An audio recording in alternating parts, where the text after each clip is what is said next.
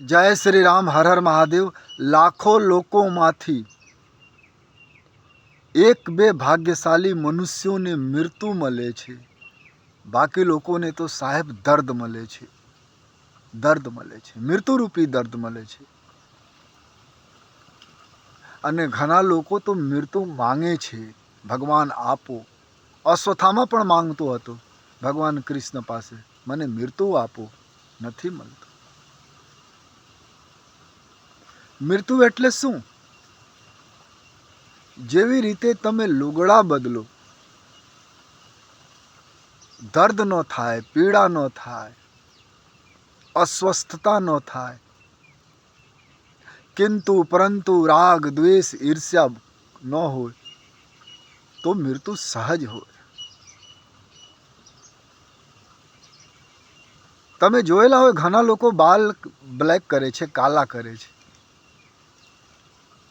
યોગ શીખાવે છે કે હું યોગ શીખાવું, યોગ કરવાથી બાલ કાલા થઈ જાવે, અને પોતે બાલ કલર કરે છે.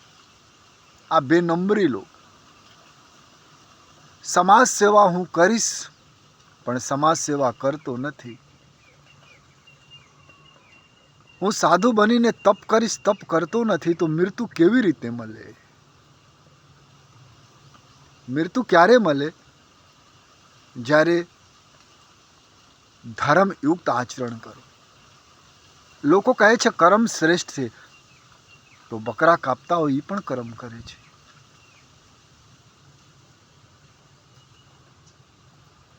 અને ગૌને રોટલા ખવડાવતા હોય એ પણ કર્મ કરે છે. તો બેય કર્મ સરખો તો નથી ને.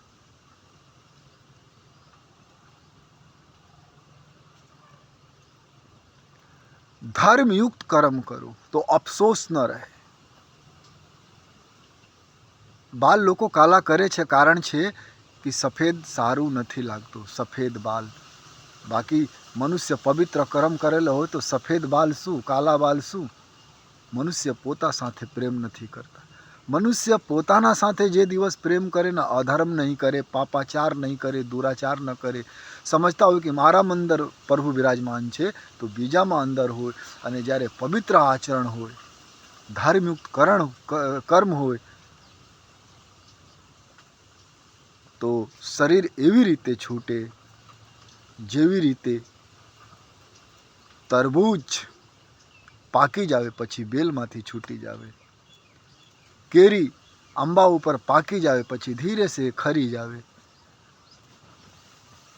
ન કેરીને દુઃખ, ન આંબાને દુઃખ, ન શરીરને દુઃખ, ન આત્માને દુઃખ ક્યારે થાય?